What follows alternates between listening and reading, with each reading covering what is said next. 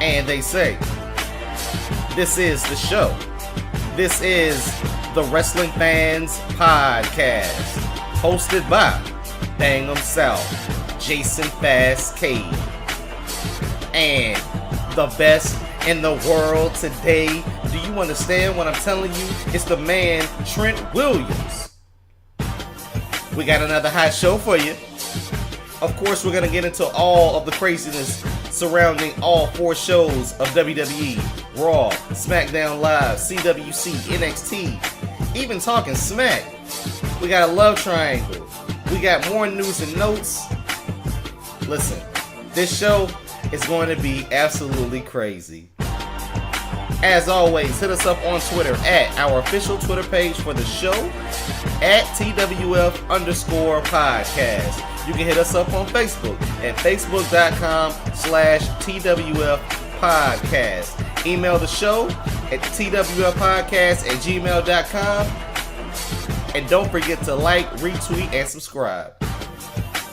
With all that said, I'm stalling right now. We got a lot to get to, so let's get into the show. Thank you for joining the show. Thank you for joining another special edition of the show. Thank you for joining the show after I came back miraculously from Myrtle Beach.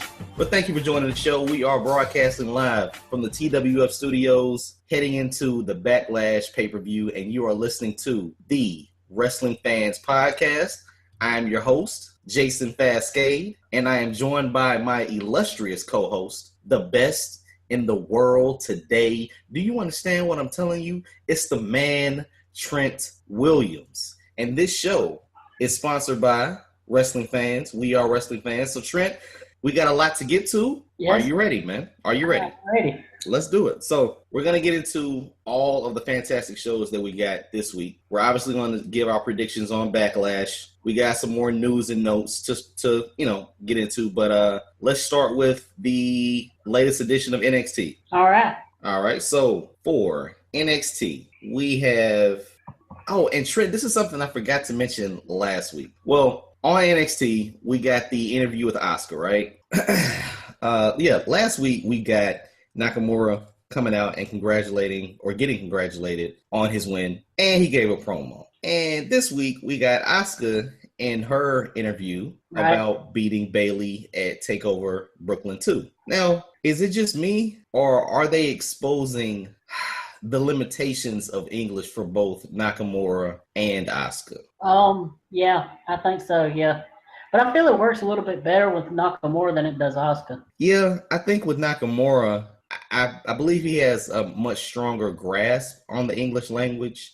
Yeah. And I believe his cadence is a lot better than Asuka's is. Right. And maybe it shows maybe Asuka's not very comfortable with her English. Yeah. But this is what I've been saying, man. With Asuka, with Nakamura, let them speak as little as possible, but make it effective when they do speak. Right. I did like the small Japanese that she added at the end, but yeah, I was a little disappointed in her interview. Not because she didn't say anything worthwhile. I don't know, man. I cringe, not for myself, but for other people who would probably tweet in or anonymously post like, oh, she can't speak English, whatever, da-da-da-da-da. Because there are people out there that are doing it. Of course. Yeah. There's people out there who complain about anything these days. Pretty much. Especially when they're behind a keyboard. Yes. I call them Twitter gangsters. Yeah. Yeah. Okay. So Asuka's still your champ. She may need to work on her English a little bit more, but as long as she keeps doing the English/Japanese thing, that's cool. Now let's get to her possible next opponent. Yes. This is who you predicted would finally take down Asuka, or at least challenge her out of all the other women in the NXT Women's Division, Ember Moon. Yeah, Ember really seems like the only one that they're really pushing, ahead of the others. The others all the other girls seem like they're just, flat, like they just, they're on the same level, where Ember seems like she's a little bit more elevated. True. And let's be honest, out of all of the other females in the women's NXT division, nothing about their tops or bottom is flat. No. Okay. So, yeah, Ember Moon, she's obviously the next. She's very over with the crowd. Dude, it's the stunner, man. It's the stunner off the top. Yeah. I still pop for that. You mentioned a couple weeks back that her Brooklyn match, you really didn't remember anything about the match other than the finish. Yeah. I think, I thought her match was okay. It was good. You see she has a couple of little spots, but it's still the stunner, dude. Yeah. It is still the stunner. Everybody's waiting for the stunner. I think on the show they were even like, oh, so as much of that as we get to see for the next couple of weeks, I'm all for it. Right. And she does have her her setup she does in the corner where she does the rolling clothesline into the corner. Yeah, that's what it was. So I guess those two moves is what, her main moveset is. Yeah. Nicely done. So we can transition from the women's division to the NXT men's division, the heavyweight division. Right. Before we get into the match, Steve Cutler, is that the guy's name that took on Nakamura? Right. Do you remember the movie Hellboy? Yeah. Doesn't he look like that guy? Ron Perlman. Yeah. Yes. Played on Sons of Anarchy. Yeah. I was looking at the guy and I'm thinking, is that his son? Okay. That's just me. That's I didn't notice it, but now that you say something, yeah, man, they do look a lot alike. Hey, I'm just saying. Okay, so now Nakamura has a normal match, but Joe's at ringside, my friend. And Did you see the look on Joe's face with Nakamura strolling down, doing the match, and then winning the match and celebrating with what was Joe's title? Oh, yeah. I like how they're building it where, like, Joe's talking nice about him, and he's not being the mad Joe, but you can tell him pulling up, and eventually he's gonna blow his top and beat the crap out of Nakamura. Joe was sitting there seething, man. He was a very respectful loser, if you will, but he was sitting there just almost biting his tongue on things that he wanted to say or actions that he could have done, but he chose to play it cool. Now, let's be honest. Have you seen the spoilers for a couple of weeks with Joe and Nakamura? Yeah. Okay, so I think this was a nice setup because they would go to the ring, they would go to Joe's face, go to the ring, go to Joe's face. It's cool. It was really, it was nice video editing done by WWE NXT on this. So can't wait to see what happens with Joe and Nakamura on NXT. Yep. We had Andrade Almas. He took on Austin Aries. Yeah, I forgot about that. He was without his Magic Mike gear. Listen, someone's been listening to the show. Yep. Let's be honest. Well, that's obvious. I mean, they stole your idea, so obviously they're listening. Yeah, so we're not gonna pretend like we're a rookie show anymore. Let's be honest. We just hit our 30th show mark that we are celebrating the Dirty 30, and we obviously have WWE writers or creative persons listening to the show. So hey, thank you for taking the stripper gimmick off of CN. Yep. And we should get CN or Hideo going against Aries pretty soon too, right? Right. Okay. All right, cool. And hopefully Hideo comes out in his yellow golden gi. Yeah. Because if he comes out in a suit, I will be driving a Camaro. So, let's inform our listeners that the lawsuit has been filed with my attorneys, Steinberg, Feinstein, and Schwartz. And we're going further. So good luck to Hideo and his golden gi. But if you come out in an Armani suit again, Yep. And one last thing, we got an announcement that next week on the CWC finale, we're going to get a NXT tag title rematch between the Revival and Gargano Ciampa.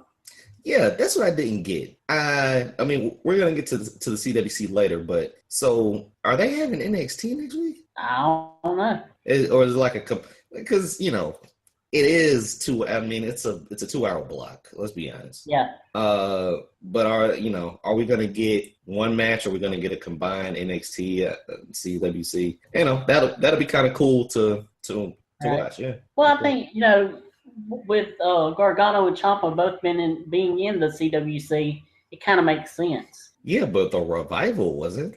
No, they weren't. But I wonder if they're going to do this. I wonder if they're going to give Gargano and Ciampa the titles. Listen, next week could be a blockbuster 2-hour block. Or, or because they had that great match at CWC, is this where Ciampa turns on Gargano? Because the first time they teased it was at CWC during their match. Yeah, I'm a little confused as to why they didn't promo this joint show outside of. Yeah, I don't think it's really a joint other than this one match. I think the rest of it's going to be CWC. Okay. I mean, but even then, you heard it in the backstage video package with Johnny Wrestling and Ciampa. Right. You didn't hear it with Corey Graves and the other guy, because I always forget his name. You didn't see it there. Yeah, Phillips, yeah. You didn't really see it there. And then, like I said, we're going to get to the CWC in a minute. You didn't have them even promo that package when they were talking about next week. So,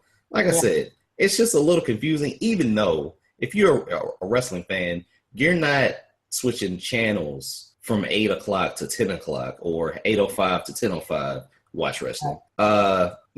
So obviously you can package it that way. Just a little confused as to why they would be on the CWC show. But we'll see. I wonder, is there an NXT show next week too? Well, that's what I'm saying. I mean, if you just say, hey, 8 o'clock to 10 o'clock in NXT CWC, boom, like they're obviously filming in the same building, right? Right.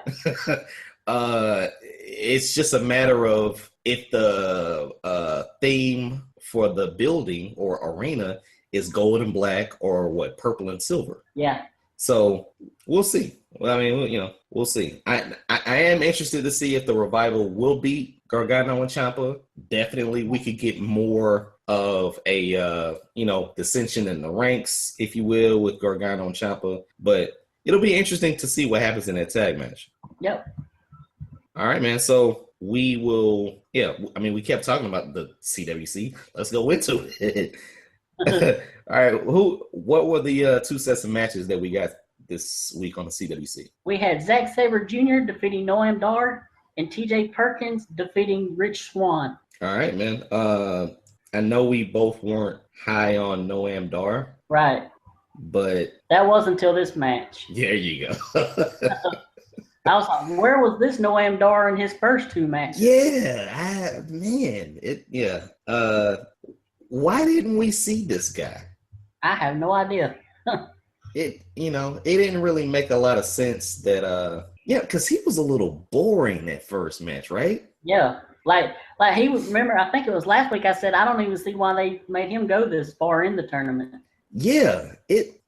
But he went against Zack Sabre. Obviously, Zack Sabre picks up the win. Listen, I've never seen moves, submissions, and counters like I saw in this match with Zack Sabre Jr. or any of the things that I saw in his previous matches. Right. And that's what the CWC wanted to accomplish. I believe that's what WWE wanted to accomplish, to showcase other talented superstars that we may have not heard of or that we may have heard of but just not seen. Right. And they're definitely doing that, man. So this was a good match. Obviously, Noam Dar stepped up in our opinion. But Zack Sabre Jr. picks up the win with that submission where he had his arms locked.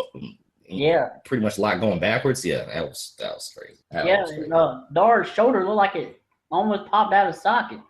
Listen, man, when you're watching this and you know it's scripted, you know it's scheduled and rehearsed, I don't see how your shoulder doesn't go out of socket like that. Yeah. Like I don't know what degree that your arm needs to go back for it not to just completely come out of the socket, but it looked like it was painful, my friend. Yeah. Yep. Okay, in the next match we got All Night Long, Rich Swann against TJ Perkins, right? Now, This match wasn't as high paced as his first match. Right. But TJ Perkins definitely stepped up. I did like the dabbing duel that they had. Yeah, that was good.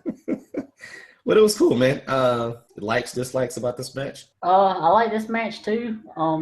Really good match. Just what was it, the arm that he kept working on of Swan? Right. Yeah, I really like that. I mean, I thought it was a really good match. One thing about both of these matches, man, they ended with submissions. Yeah. Which you know, you get some of the high flying during the match, but they end with submissions. The crowd's going crazy, screaming tap, tap, tap, tap. You know, I just like that, man. I like where you can add a different element to what traditionally has been a high flyer, flips and tricks type of division. And now you get some submission specialists that, you know, want to break your leg or break your arm. Yeah, I agree. So next week, which we're still unsure about, we're going to get the finals. The semifinals and the finals. Okay, so they're going to have 2 matches in the same night. Yeah, 3 matches and then the tag title match. Okay, all right. So we'll get Kota versus TJP. Right. And we'll get Zack Sabre Jr. versus who again? Grand Metalik. Grand Metalik. Yeah, that's right. That's right. Update the listeners on our predictions. Yeah, we got our second one wrong. I was thinking that we did. We had who? Rich Swann? Yeah, we had Rich Swann beating TJ Perkins. Dance on that. Dude, I really thought Rich Swann would go. Yeah. I like TJ Perkins. You know, not mad that he won. Mad that our prediction was wrong. But, okay. All right. But that's still pretty good. 2 matches wrong with all the matches we've had. Yeah. Let's see. Now, what do we have for the next round, for the semifinal round? I think we had Kota Ibushi and Zack Sabre winning their matches. Okay, so we're still on track. We're still on track. Now, I mean, you know, you can look at this like a March Madness bracket. We're still on track. You know, we could possibly come out with the highest score ever. So we're good. I'm interested to see what we could get between Kota and Zack Sabre, knowing that, you know, neither one of them has quote unquote signed. Right. Any update on that, or they're still using that? Okay. All right. Okay. Now, if you remember when we made our predictions, we got down to Sabre and Ibushi, but we never predicted who would win. Perfect planning on our part, let's be honest. Yeah. All right, so you want to make the prediction? I'll go Ibushi. Okay, listen, I'm not going to go against you. I mean, I could toss it up either way. I mean, it's hard to pick between those two. It is. I'm looking at Raw. And either way, this splash of having the cruiserweights on the show would add a different flair. I mean, if you get a Japanese guy, works out great. If you get another Englishman with his stature, I think it would go over well since he's a submission guy. Right. If you get Ibushi, you know, you have that different type of wrestler, but you still pretty much have a bulky type of Raw guy, you know? Yeah. So I'm going with Ibushi. All right. Yeah, so. We agree. Yeah, I don't need an upset, Zach, which I don't think will be an upset, but yeah, I'm going Kota Ibushi. And watch them, they'll throw something at us and have TJ Perkins winning one of the matches. Brent Alec winning. Yeah, well, see, this is what we said before. There haven't been any run-ins, man. Like this has been clean. These have been clean matches. No run-ins, no disqualifications. Brian Kendrick isn't going to jump over the railing, or all of the CWC competitors that lost aren't going to knock people out of the ramp. You didn't get any of that. So it would be like WWE to do something like that. Yeah. So we'll definitely be on the lookout for that, right? Yep. Okay. Now, we're speaking of potential CWC champions, CWC competition winners. Let's get to the man of the hour, our new He-Man title champion, Kevin Owens. Yes. So Raw opens up with and before we get to Kevin Owens, okay, I want to get your opinion on this. Okay. Okay. I really like the way Raw starts. You know, they recap what happened the week before to give you some insight as to where the show will start from, right? Right. They weren't doing this before, were they? No. Not even like they have been. Yeah. You know, I like that it starts off like that. Then we get Mick and Stephanie in a backstage pissing contest, basically. Yeah, I really like this backstage between these two. Definitely. I got a question. Because he actually stood up and he could talk back to her. Yeah. But somebody has to kind of put her in her place, but he did it respectfully, you know? Right. But I have to ask you, did Mick Foley win the TWF Beard Contest? I think he has. I swear he has to be wearing either a fake beard or he has a really good Just for Men game. I don't know. I'm just throwing that out there. No, had some pretty good facial hair his whole career. Yeah, I mean, I think he took it to a different level on Monday night, though. I mean, a little bit longer, he could be a Wyatt member. He could. I mean, he's already wearing plaid and flannel. Give him some, camouflage, and I think he'll fit right in. Yep. Okay, now we talked about the GM and the commissioner. Let's talk about the champion. We got what we thought we would get, man. We got KO in a suit. Yeah. He's coming down. It's the KO show, like he's been saying forever and a day. And we get, what we thought we would get. We get another match for the He-Man title. Seth going against KO, right? Right. I like this, but at the same time, they put a lot of pressure on, Seth and Stephanie. And now we're going to get this, I don't know, back and forth or possible dissension between Mick and Stephanie. Did she lie? Did she know about it? Whatever. Yeah. The pissing contest between her wanting to suspend Rollins versus Mick making a match. What's going on here, man? I don't know. I mean, I kind of like it, though, because, we've seen Stephanie with Triple H this whole time, and now she's claiming she don't know something that he's doing. And also, see, what's I going to say? And also, she might not know nothing because you still have that connection with Triple H and Kevin Owens, so she may not have known what he was going to do. So it's very interesting to see the dynamic that they're playing with this. And, Seth Rollins is going to be a baby face, but is she going to be baby face or heel? I mean, it's really interesting.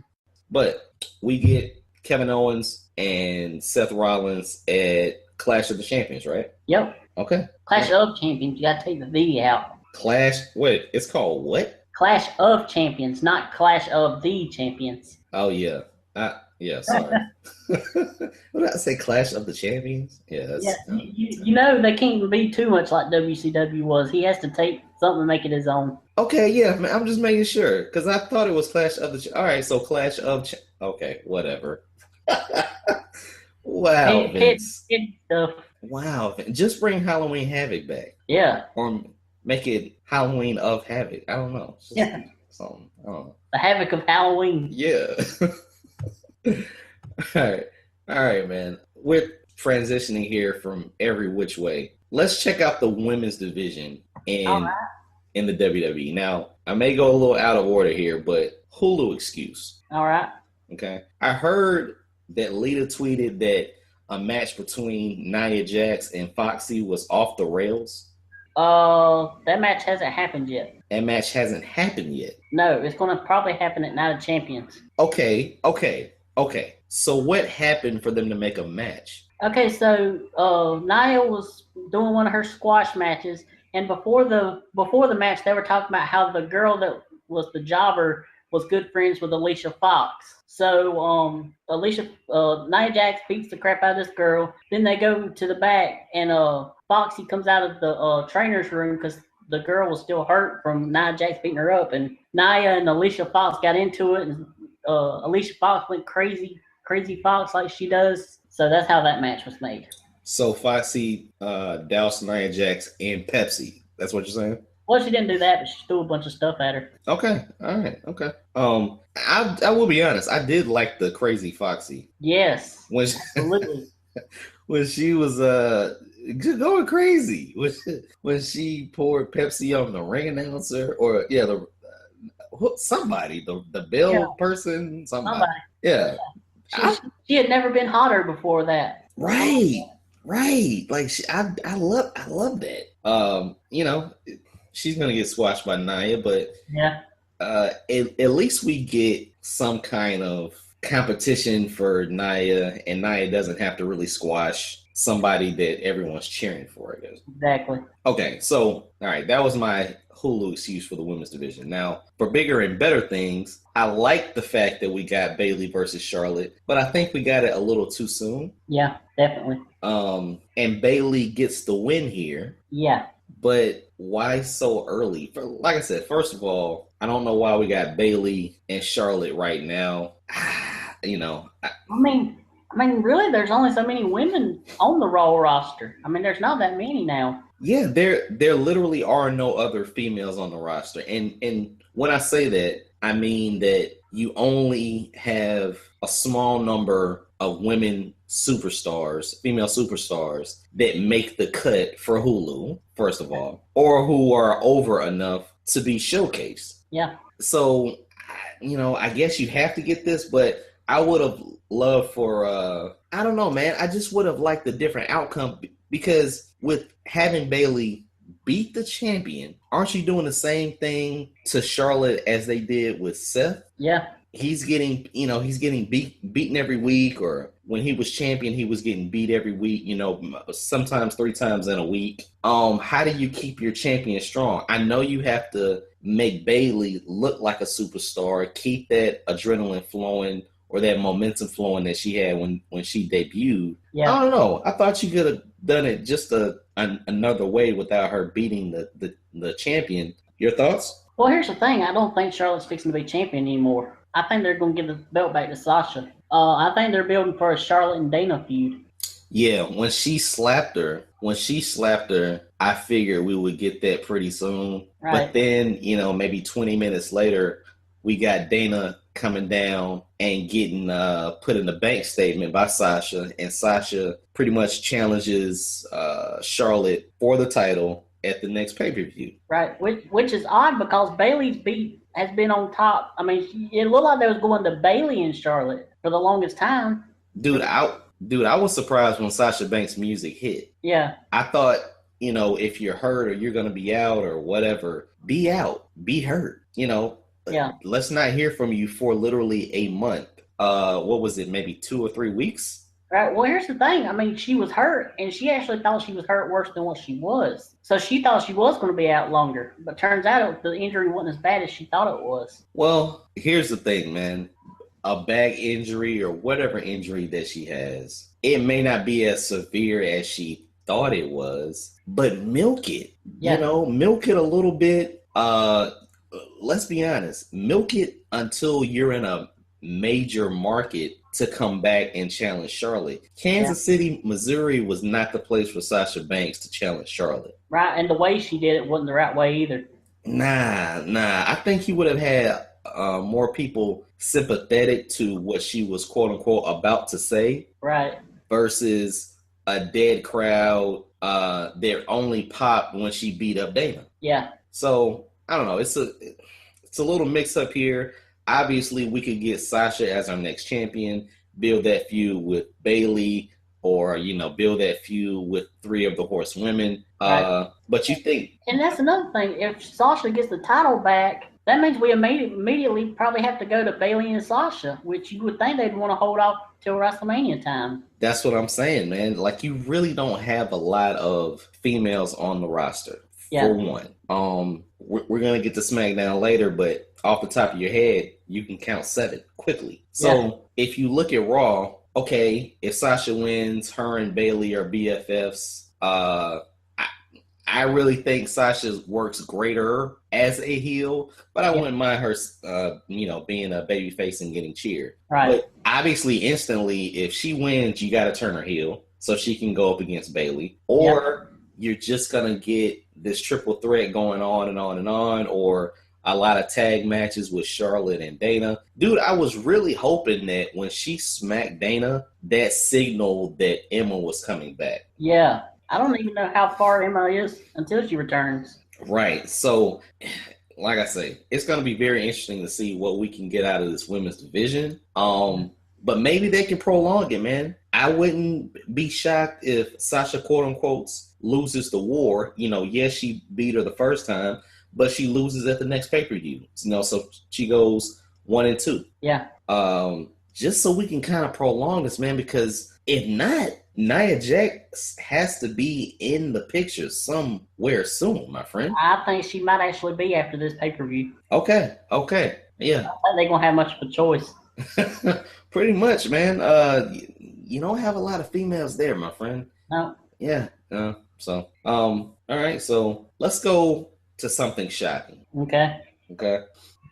Now, Trent, I just came from the beach. Okay. So I know how beautiful the beach, that whole culture is, how beautiful it can be. And nothing could probably be better than Puerto Rico. I agree. Now, you get the Shining Stars telling everyone to visit Puerto Rico when Enzo and Cass come out.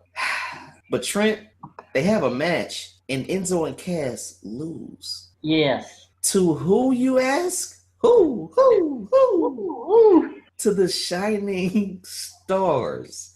And look, if you're taking notes at home, all of the Wrestling Fans Podcast listeners know that the Brooklyn Brawler and the Gobbledygooker have beaten the Shining Stars. Okay?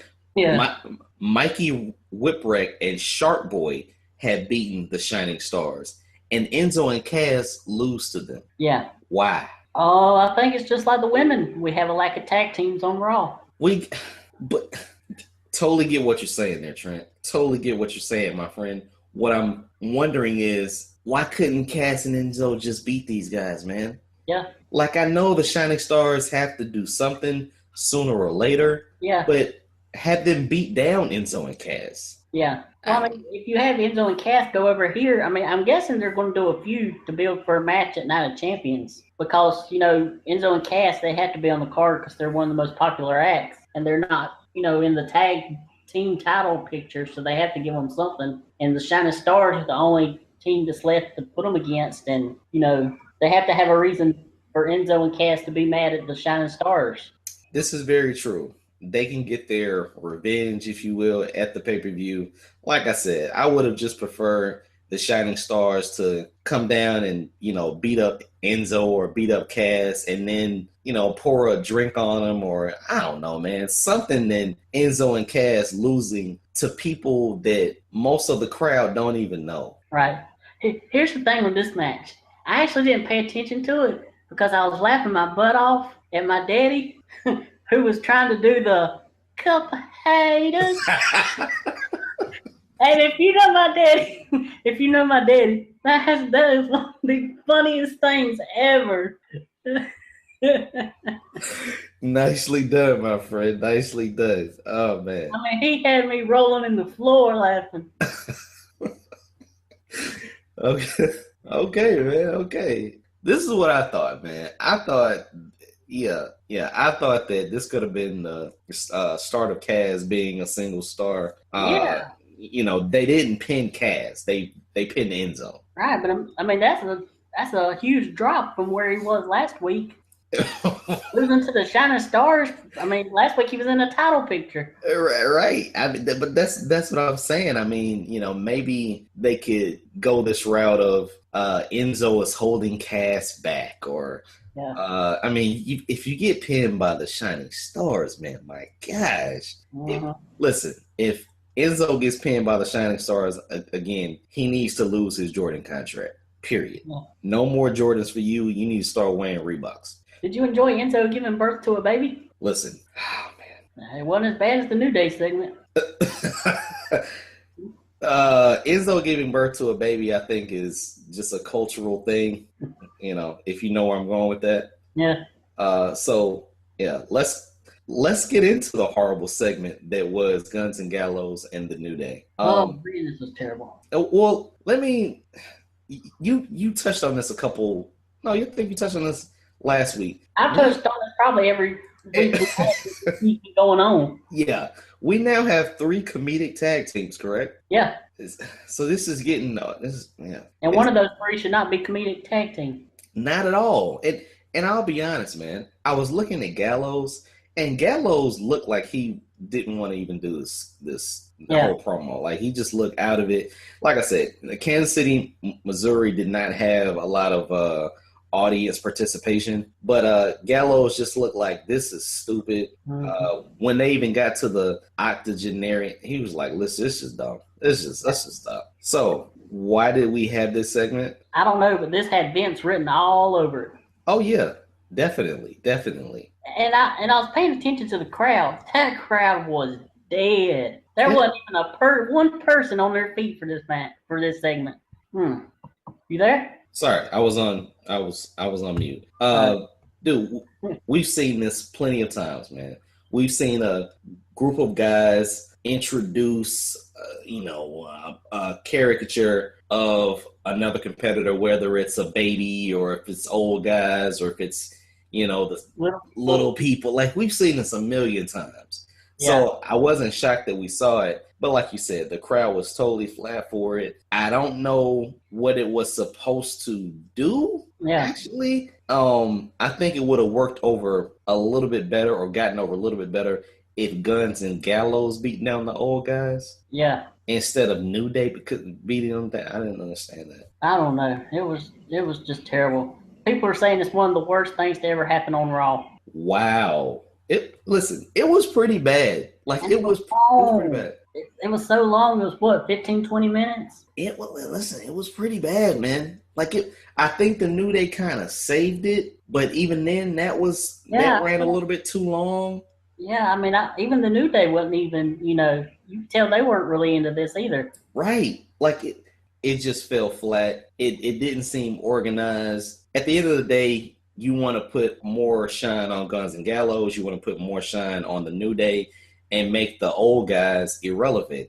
Yeah. And I think they got a little bit too much shine. Yeah, and I feel they have completely ruined Gallows and Anderson. Just completely ruined them. Because they're not the badasses that we got that came in with AJ. With AJ. They came in uninterrupted, did what they wanted, and pretty much succeeded like that. I mean, they didn't even need the titles to be feared or to at least have a reaction from the crowd. Right. Now they're a comedic tag team and they're just falling off, man. Yeah. Like, give one of the old guys the what is the Magic Killer? Yeah, give them the Magic Killer. Like, I didn't understand why the New Day had to attack the old guys. Right. Yeah, I don't know.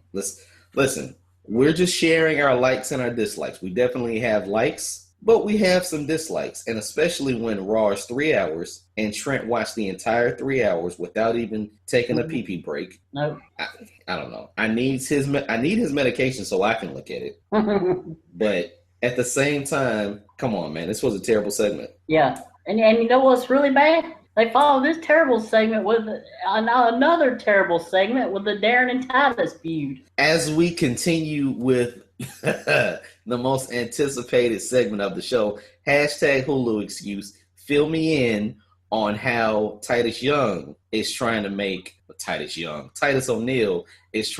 Darren Young great again. Well, first off, they have a match between two people that the crowd could care absolutely less about, between Darren Young and Jinder Mahal. Titus was on commentary. Titus finally comes down at the end and tries to run in, but he gets stopped by Darren and gets beat up. So he goes to run in and don't even get to do anything. He gets beat up the whole time. Oh, man. Wow. I mean, it's bad on its own, but the fact that it followed what we just seen with the New Day, oh my gosh. And we've already said that the crowd in Kansas City, Missouri took sleeping pills, 2 hours before. Yeah. So I can imagine if they were dead for a lot of the segments that this was a bathroom break for some. Yeah. Did you ever hear the boring chants? No, because I don't even think they cared enough to chant boring. Listen, man, you got to keep the show interesting. I mean, I feel bad for these people that bought tickets to this show. I mean, there was some good stuff in this show, but a lot of it was terrible. And, we've talked about this before. There are some A shows and there are some B shows. We've mentioned that a Raw where you're going to see a new champion crown is going to be a hype show. It's going to probably be a 3.9. And then you're going to get a normal Raw. Dude, this is Raw. This is exactly what Raw is week in, week out, outside of some spectacular 1,000 episode, a new champion being crowned, which they pretty much done, 3 times in a month. Yeah. You can't keep doing that, but you need to fill it up with something that's entertaining. When we get the cruiserweights, that could probably fill in this Titus and Darren Young segment, Yeah, we'll get something. Yeah, I've seen somebody else say that too, that they'll be good when they fill this segment up. Yeah. Did we get a Braun Strowman? We did. We got Braun Strowman versus Sin Cara. So it looks like both Strowman and Nia Jax are moving on to jobbers that do have names that people know. Nicely done, my friend. Nicely done. And I actually like this match. It was a little man, big man match. where Sin Cara did get in a good bit of offense. Okay. So he done good in his Rey Mysterio role. Nicely done. Did he ever take Strowman off, at least down to one knee? No, I don't think he did. Okay. Oh, and Strowman won by countout. Strowman won by, what did he do? He got him out of the ring and beat the crap out of him and got back in the ring and won by countout. There you go. There you go. All right. So at this point, we got to go to the main event, right? We also got Sheamus going 3-0 over Cesaro. Dude, are they just going to listen? What were your recollections for previous best of 7 matches? Were they one? Like, did they go back and forth, or because I don't think any of them went 4-0, right? No, I don't think so. Yeah. Maybe down 2, come back to 1-1-1. This, he's down 3. He might get swept. Cesaro has no choice but to go 4 straight, right? Yeah, or at least 3 straight. But yeah, he'll probably go 4 straight. Yeah. Here's the thing. He did get that first of 3 wins in that house show over in Europe. Okay. So what's the tally right now? 3-1 Sheamus. Okay, 3-1 Sheamus. Yep. And the 1 came after this Raw? Right. Okay, all right. Okay, so he's at 3-1. I know you're not a sports fan, man. But the only time that being down 3-0, where the being down 3-0, the underdog, if you will, won 4 straight, and it was entertaining, was when the Boston Red Sox beat the New York Yankees in the AL Championship Series. It was great. It was phenomenal. It was groundbreaking. There was a curse on the Red Sox. It was tremendous. Oh, yeah, the curse of the Bambino, right? There you go, my friend. So that's the only time that it ever worked. Now, if they're going to do something like this, they need to make these next 3 matches over the top so it's memorable. I mean, that's what you want to do. You want your best of 7 to go down on your resume. Like, I remember the best of 7 between Sheamus and Cesaro. Right now, 3-1, 10 years from now, I'm not going to remember this best of 7. Right. And I'm guessing this is supposed to finish out at Night of Champions? Dude, I would hope so. Obviously, they're going to go 3-3. Back to the sports analogy, I'm not a real big fan of like best of 7s. In sports, it's all about money. You're getting 60,000, 100,000 people back in the same 2 arenas for 7 games. It's cool for money in TV shows, but in wrestling, you need to have something, man, a back and forth. But we will see how dramatic this best of 7 series can be between Sheamus and Cesaro. Yep. Who do you think wins the best of 7? Cesaro. What if he loses? I have no idea where he goes from there. What if Cesaro wins then? Well, he's supposed to be getting some kind of title shot, so I guess we'll see maybe Owens and Cesaro. Okay. Yeah, that is what this was about. Sheamus, do you see him leaving WWE? No. You see him being relegated to Superstars or something? You're talking about Sheamus, right? Sheamus, yeah. He'll stick in the mid card. Okay, all right. I mean, this does keep them busy doing something, so yeah, that's probably the best out of it. Okay, man. Are we on to the main event, right? Yeah. Trent, wasn't this something that we said that we didn't want to see, but we knew we were going to get? Yep. We get Sammy and KO, obviously, with KO being your champion. It was an easy fix or easy matchup. I like the backstage interview combo that they had. Like, hey, KO said, look, man, I beat you to the finish line. I'm the champion. And now they're just going to, go at it again. Thought it was a good match. Your likes or dislikes? Yeah, good match. They always have good matches. I wish we wouldn't have seen these two go at it again this soon, but it's WWE, what you expect. And we also can't blame this on the way we would for the women, because they have plenty of men on that roster that they could work against. Say that again? I said, we can't blame this situation like we did on the women. We're not having nobody else to go against, because there's plenty of men, other guys on the roster that he could have faced instead of Zayn. True. Like I said, Raw is just, I think they're reaching, man. No build up to Sammy and KO. Nothing there. KO had the celebration at the top. and then he pretty much got overshadowed by Seth Rollins.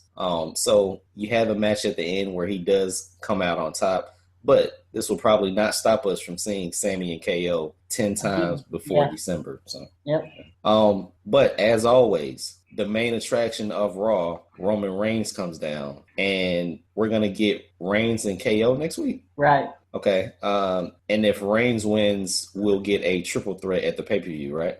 Yeah. Didn't we just do this like a week or so ago, where if somebody won, it'd be a triple threat match? Yeah, I swore we did. Like, I swore we did. Was that on Raw or was that on SmackDown? I think that was on SmackDown with Dean Ambrose, AJ, and Dolph, right? Yeah. Okay. All right. No, it was Bray. Yeah, Bray. Yeah, Bray. Yeah. It was Bray because that is right. That is right. One quick question on KO, man. Yeah. The pay-per-view is, I guess, pretty much in a month. I mean, give or take a couple weeks.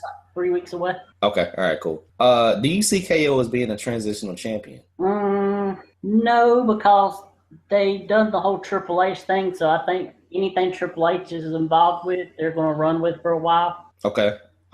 So he'll be obviously he's your top heel, as far as show wise. Yeah. So he'll continue that on week by week. If it's a triple threat, Seth and Roman Reigns cancel out, and then KO comes in out of nowhere and gets the pin. If it's KO and Seth, I just have a hard time believing that KO is going to beat Seth clean. Right. Yeah, I don't think it'll be clean.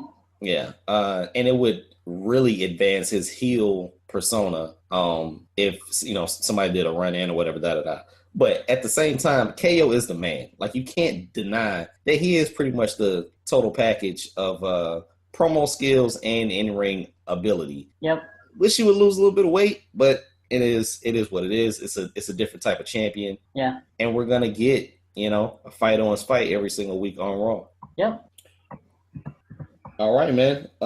Looks like we are done with Raw as I look at my phone and see something stupid. So let's go on to what I thought was the better show, which I always think is a better show, like every week. Listen, I watch SmackDown before I watch Raw. Yeah. I know SmackDown comes out on Tuesday, but Hulu excuse, I always watch SmackDown before I watch Raw. That's just I don't know. That's just me. Even if I don't watch it on Hulu, like, I'll catch Tuesday night before Monday night. So we start off SmackDown where we're all about the females, my friend. Yes. We get Daniel Bryan setting up a 6-woman tag. We get all of the participants, Natty, the Queen of Hearts, the pint-sized pitbull, Alexa Bliss, Kamala, and Becky with the good hair, the last kicker, Becky Lynch, tops and bottom, Nikki Bella, and Feel the Glow. You gotta love the glow. Dude, I was in Myrtle Beach and I saw a kid with those shoes. Oh, yeah? Yeah. I thought those shoes, I thought they were custom. Whoa, quick question. Maybe he knows the same people Naomi knows. Yeah, maybe so. Do you remember LA Gear? Yeah, I think so. Okay, all right, yeah. But yeah, saw a kid with them. I was like, oh, I thought they were custom. Okay, but whatever.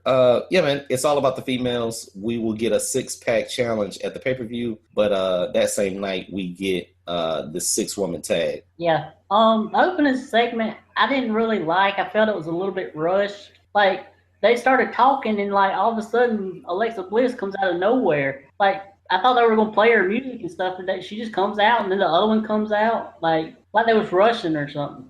Did you see when Alexa came out, Becky was kind of mouth motioning that we can't hear you? Yeah, I thought she was talking about Natalya at first. Right. Like you said, no music, no entrances. That rap has to be a mile long. But yeah, it did seem a little awkward that I don't know. Like, you would have thought some of them were hiding under the ring because we didn't see them come down the ramp or anything. Yeah. Might want to fix that, WWE. Yeah. Speaking of the ramp, they're promoting the Connor's Cure thing. Yeah. Obviously, we're heading into Breast Cancer Awareness Week or month. That's in October. Yeah, that's in October. But they're gonna. Cancer, I think. Yeah, that's what it is. Children's pediatric cancer. Yeah. So the ramp and like the rings have Connor on them and stuff like that. Yeah. Okay. I mean that's pretty cool. Yeah. I will say this for SmackDown and Raw, it looks a little bit more highlighted. Yeah. You know, the entrance ramp. Oh, I love the new entrance ways. Yeah. They almost put you of the mindset of how they had the entrance ramp at Dallas. Yeah. Like it has a wider mouth, I guess. Yeah. So the entrance ramp looks really, really good, and they made these little subtle changes like week by week. Yeah. So I was wondering, like, because you remember the first week or two they didn't have that set. They didn't have that set until after SummerSlam. So I'm wondering if they were just still working on it or why they didn't use it from the beginning of the brand split. Well, hey, I mean, anything that you consistently add on to and people are noticing it, I think is a good thing. I even think the ring post kind of emphasize the current superstar in the ring, like they have some kind of metallic thing on them or like little things on them. So that was cool, man. And maybe they didn't want to put all the stuff out at once, but it definitely looks illuminated, which is a good thing. Yeah. Okay. Let's see. We need to definitely discuss the tag team division, right? Yeah. Now, we get American Alpha going up against the Usos, and the Usos try to jump them. Right. And in 10 seconds or less, they get beat. Yeah.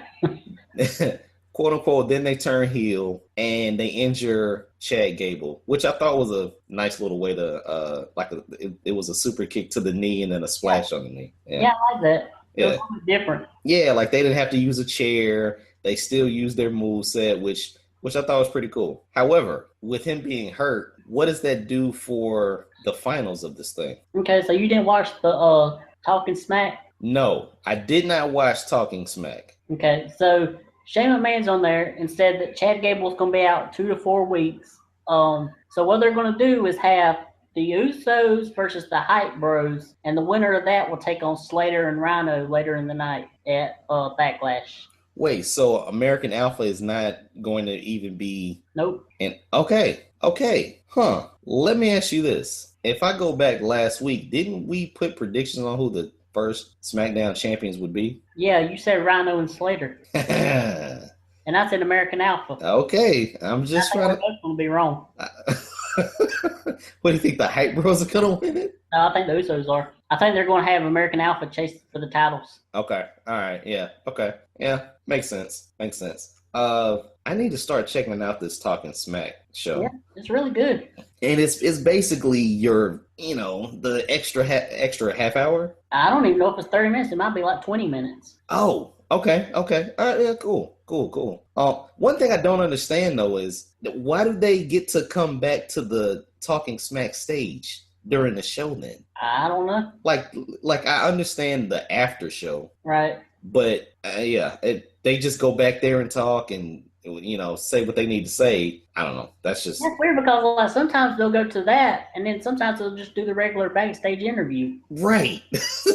That's what I'm trying to figure out, why this Talking Smack show gets a lot of the unlocked content, but they still can go to that stage during the show. Like, Renee's not by herself all show.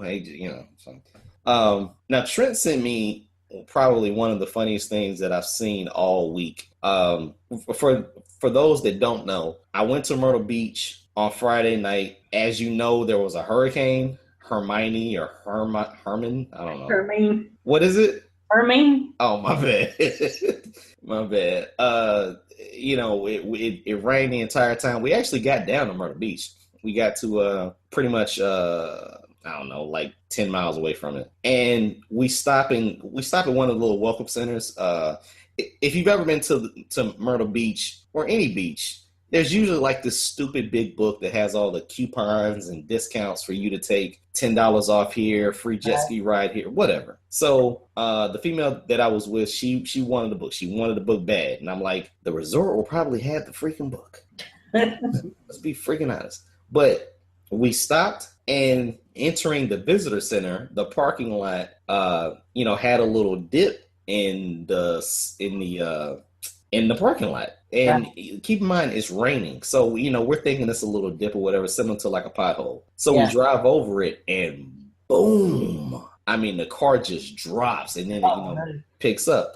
We get out and we don't see anything wrong with it or whatever, and she goes in and gets the book and we continue to drive on. Now, like I said, we made it to Myrtle Beach, but we stopped at the visitor center maybe 50 miles outside of Myrtle Beach. So 50 miles, and I say this because it was the next set of miles that we had to go within the GPS. The car starts making this noise. The oil light comes on. We pull over. The car is leaking more oil than, the early Dallas area where people became billionaires. I mean, it's just coming out in gallons. I don't even think you put gallons of oil in a car. So we get it towed. We tow it to the dealership. This is Friday night. This is 10:30 at night, 10:30 p.m. It's freaking raining.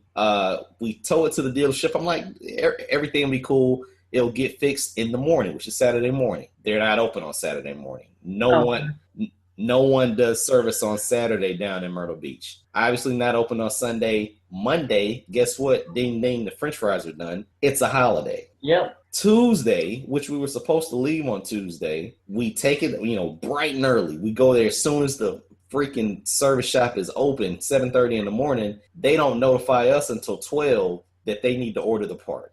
Son of a gun. So we get stuck in Myrtle Beach for an extra day. Long story short, we get the car fixed and we drive home safely. I'm back here, and my friend, the best in the world, Trent Williams, sends me the most hilarious video that I've ever seen with Heath Slater introducing his entire family from Leroy to Justin and John, right? I think so, yeah. Yeah, just in case. That was hilarious, dude. Yeah. And I think we missed out on, the comedic exploits of Heath Slater when he was in three-man band. They sucked so much that you didn't care that he was funny. Exactly. I mean, they were straight jobbers, so it was like, okay, this is getting old. But Heath Slater is funny, man. He's definitely comfortable on the mic, and this whole package with him and Rhino, it definitely works. Yeah. Yeah, I really like it. It'll be interesting if my prediction's true about the Usos, where they go from here with Slater, because he's supposed to win this thing in order to get a contract. Yeah, man. Yeah.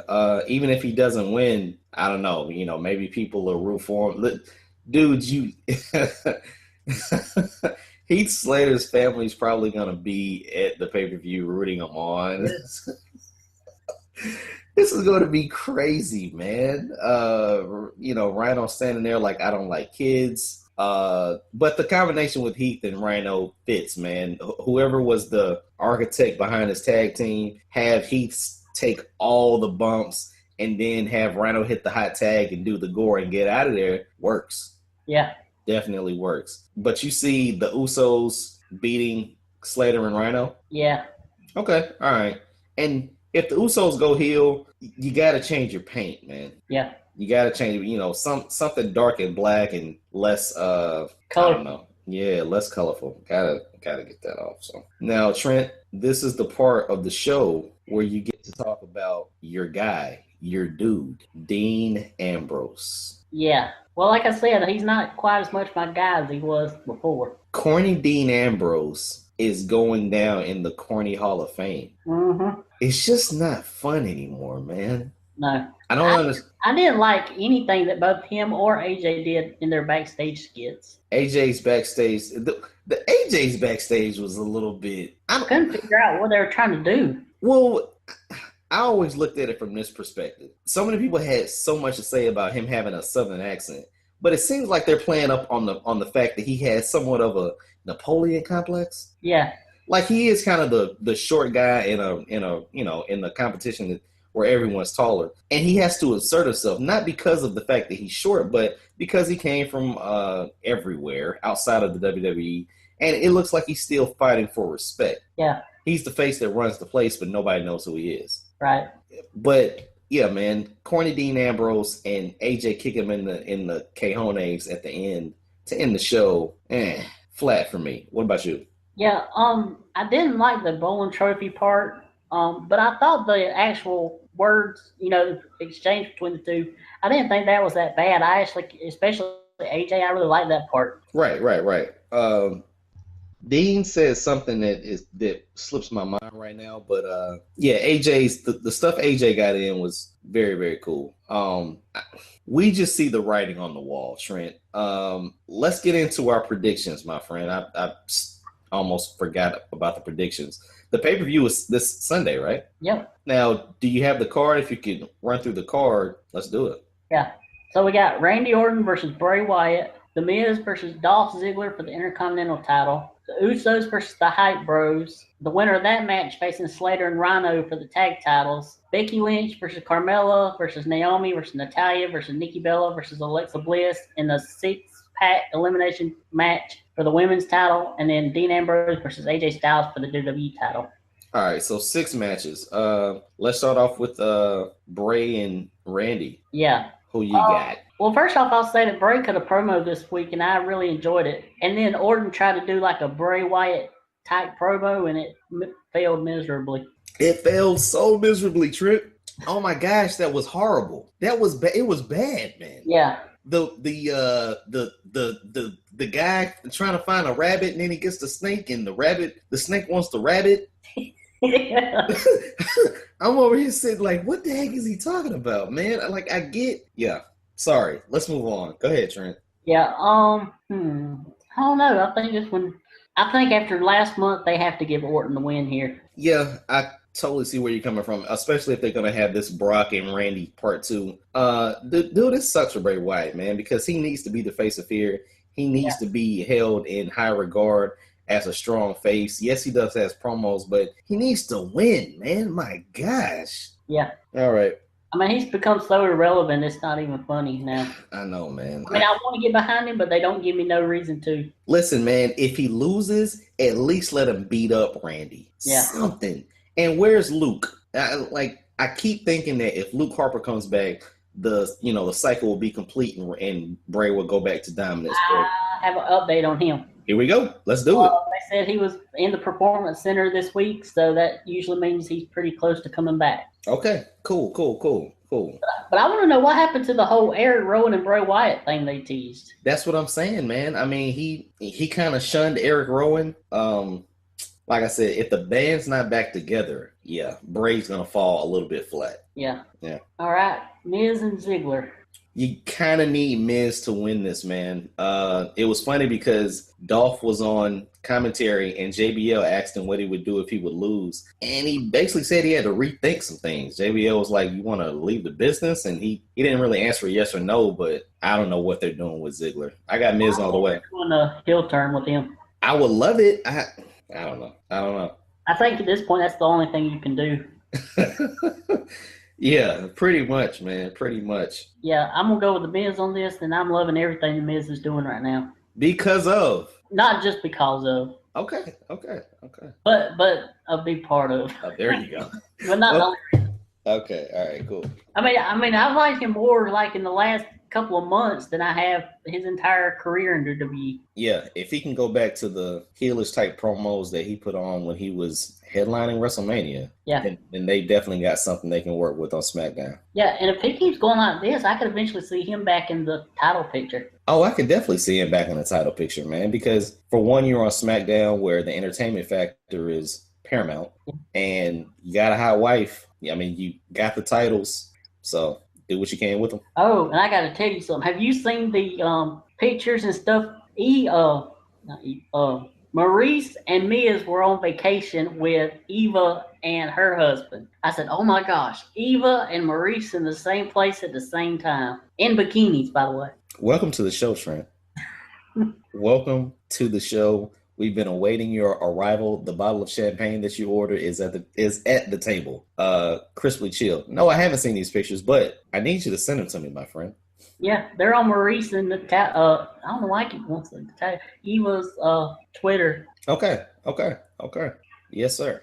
So that's how Eva's been spending her suspension. Dude, let's get to the women's segment. I really thought that Eva would make some kind of entrance at this pay-per-view. Yeah.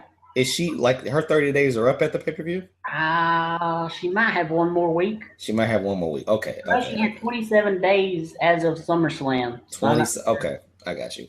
I got you. Okay, well, yeah, if we can have Becky win it, sooner or later we're gonna see Eva come back. But who do you think wins the women's six-pack challenge? Let's see. I don't think Natalya is.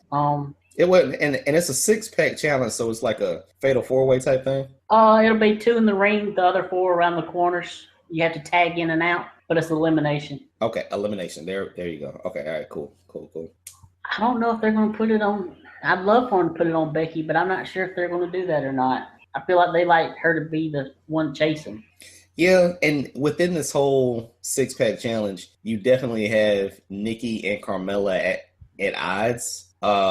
You got the fan favorite in Becky, but outside of that, man, you really don't have anything for Naomi other than her entrance. Yeah.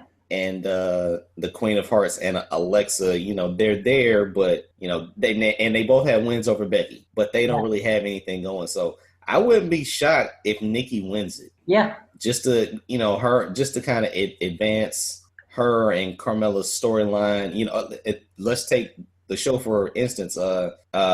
We've seen Carmella put that finisher on her, that submission on her a bunch of times now, and she did pick up the win. So I wouldn't be shocked if Nikki Bella, aka Tops and Bottom, come out with the title. Yeah, that's what I'm thinking. I mean, I don't see Naomi winning, unfortunately. Right. I hope to God Natalya don't win. Right.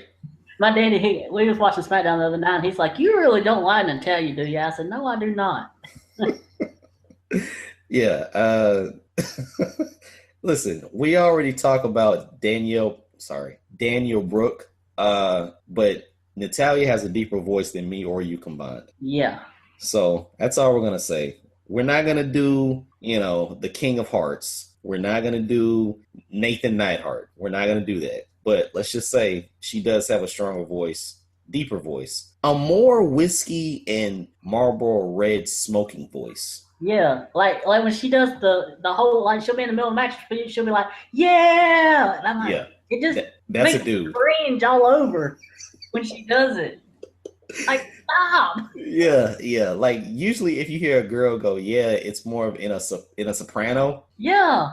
That's like strong alto, really close to tenor. Yeah. So, yeah, man. Yeah, and Tyson Kidd makes love to that. Yeah, well, that's just me. I guess somebody has to. Yeah. All right, so well, I never made my pick. Let's see. You did make a pick. I guess I'll go with Nikki. I'd like to see it on Becky. There's a small chance they could put it on Alexa, but I'd go with Nikki. Yeah, I think those are the top 3: Nikki, Becky, and then Alexa. Like Alexa out of nowhere. Yeah. Because I think she's ready for the spotlight, ready for promos. Yeah. So yeah, I wouldn't be shocked if it went, top 3 with those 3 women. Yeah. What I wouldn't mind actually happening is her get the title, and when Eva comes back, her and Eva form a partnership, and then have like Becky be like chasing the title, and have Alexa always put Eva in the way or something like that. Yeah, I was thinking that, man, because when Eva comes back, she's not going to be in the ring, and she's going to have some kind of bodyguard, or she's going to attach to someone. So I think you're right with that, my friend. She could attach to someone, and it could be Alexa. Yeah, and then from there, I could see even like Eva turning on Alexa down the road, because I think Alexa would also make a good baby. She has that look that, people could probably get behind. Oh, yeah, definitely. She also has a behind that people could get behind. Welcome to the show, Trent. This guy. Oh, man. So, Nikki Bella, Becky with the good hair, or Alexa Bliss. That's where we're going with that, right? Yep. Okay. We already talked about the tag team division. Yep. And I don't think Are you still going with Slater, or have you switched to Usos? No, I'm going Slater. I'm going Slater and Rhino. I think you make a great point, but I'm just going Slater and Rhino. And maybe if Slater and Rhino win, we can get a Usos AA feud going, and just have Slater and Rhino continue their whole little gimmick, man. Right. But also think about this though. Slater and Rhino really don't need the titles to be entertaining and to be, popular. But what if they get them though? Like that will put them over the top. I definitely see what you're saying. But if they get them, I think that would just put them over the freaking top. American Alpha, they're your top dogs, period. Yeah. Your strongest heel is wow. That's pretty bad that the Usos are your strongest heel. And they've only been heel for 3 days. Yeah. Yeah, because you got the Ascension and all that. Yeah. Trash. I mean, we could be wrong, and the Hype Bros could beat the Usos and then win the tag titles. I hope for your sake that ADHD does not become a champion. Yes. But that'd be about as bad as Natalya becoming the champion. Yeah. Listen, I'm going with Heath and Rhino. You're going with the Usos, and we'll see. I'm very interested to see this, first ever brand split pay-per-view. We get 6 matches. They may throw in some, something here or there, but see how they could stretch this to 3 hours. Maybe they do 2 hours and 45 minutes, 2 hours and 35 minutes, Right. I wouldn't be surprised. I don't know if they're going to do it for this show, but it seemed like last week they were building toward maybe a Corbin-Kane feud. Yeah, this week Kane came out and he didn't destroy Milkman. He came out and destroyed who? Fandango. Yeah, Fandango. Minus Tyler Breeze. Yeah, because he was he was in Dubai picking out the finest silks for the next wardrobe. That was cool. But yeah, we'll probably see another squash by Kane and Corbin, the Battle of the Giants, if you will. Yeah. Maybe pre-show factor. I don't know. Yeah. We'll see. Yep. Okay, and then for the main event, we both have AJ. Yep. Sorry, Dean. That sucks, man. I want to see you as champion, but now that you're champion, I'm ready for you to go on and do something else. And not because Dean Ambrose isn't good. No. But the man that beat John Cena is not going to lose to Dean Ambrose. Right. So, sorry, Dean. Wish you well, my friend. Yeah, that sucks. The guy that beat John Cena is not going to beat the guy that put a crap load of sugar in his coffee. Like I said, man, corny Dean Ambrose. Come on, dude. Really? It's just... Nothing said champion this week about Dean Ambrose. Did you notice that? Yeah. Yeah. That belt on your arm is definitely a prop. Definitely a prop. Okay, so we got the predictions out of the way. Anything else that we need to go over? Paige and Alberto Del Rio's. What the heck is going on with Paige and Alberto Del Rio, man? Well, it looks like Mr. Del Rio is not going to be coming back after his suspension is over. Okay. And it also looks like maybe Paige is right there behind him. Now this is love. This is the love thing. I'm guessing. Rumors are that Mark Carano, their talent relations guy, actually confronted Paige and was kind of hateful toward her about insisting that she break up with Del Rio. And it seems like Paige has got legal representation now, so I guess she's gonna try to get out of her contract. Wow. You know what I was thinking, man? I wonder if somewhere along the lines, because I heard a lot of this stuff about Alberto Del Rio getting a divorce. Yeah. And he was messing with Paige before the divorce, and that could be the reason for, whatever, I wonder if you get a couple of scenes or segments where you see Paige and Alberto Del Rio on Total Divas. I don't know. That'll be interesting if they're gone, if you're going to still see Paige on there. Like, if WWE make E Network edit them out of it. Right.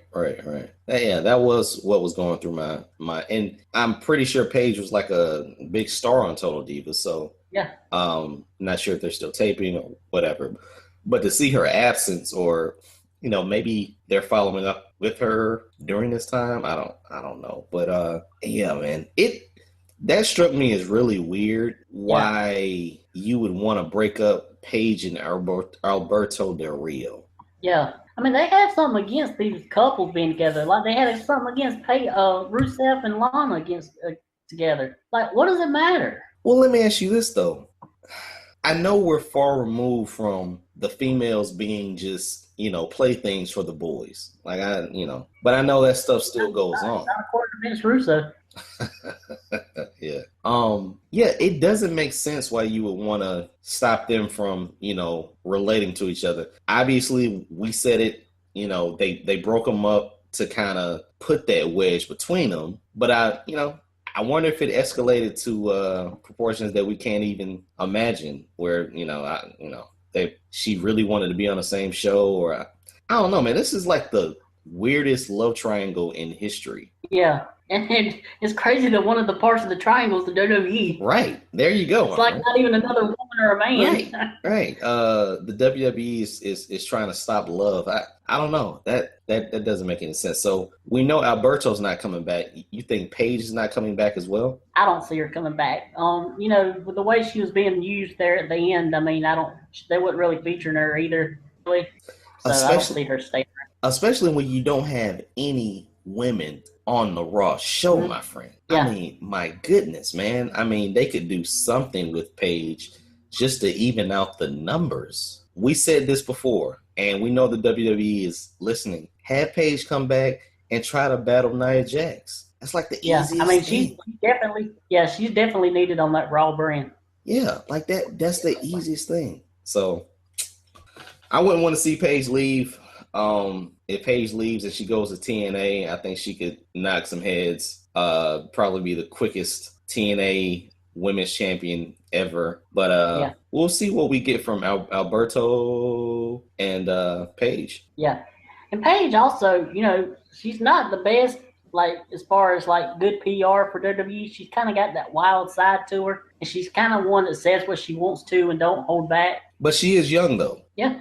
Like, she is young. Maybe she needs a little bit more maturing. But she still has time to get mature, to realize what's important. Well, another thing, it's not just the maturity. That the way she acts is kind of runs in her family. Her whole family is kind of like that, from what I've heard. They're wild, and I think her brothers have been arrested a couple of times and stuff. Wow. But even then, man, this started with the love triangle. Yeah. If Paige is wild and free, that's one thing. But you get all these different factors, and they split them up, don't have them on the same show, and ever since then, it's just been dissension. It's just been them against WWE. Alberto being booked lesser than who I think he is, and Paige not even being on the freaking show with suspect injuries being taken off. So. Right, and also Del Rio being booked less than what he was promised. Also, he was supposed to be, he was promised when he come back more than what he, what happened with him. Yeah, I saw something like him and Vince have a, strong relationship. Vince was, hand holding him, telling him he was the star. He gave him the moon and sun and the galaxy and everything. But when it comes down to Alberto and Triple H, they do not see eye to eye. Exactly. Yeah, he was giving the moon and the sun and the galaxy. Well, maybe the only way to get him to stay is if you give him the universal title. Yeah. I mean, and that's the thing, man.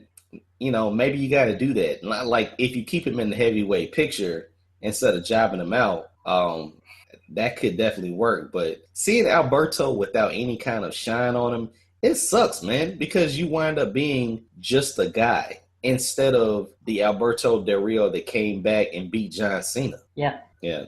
This whole love triangle is just, I don't know, killing it. Just, it doesn't make any sense for one to have it. Exactly. And then you're losing out on superstars because of it. Yep. Yeah. Well, I don't know. That's just weird. Any other news and notes, my friend? Well, let me make a segue.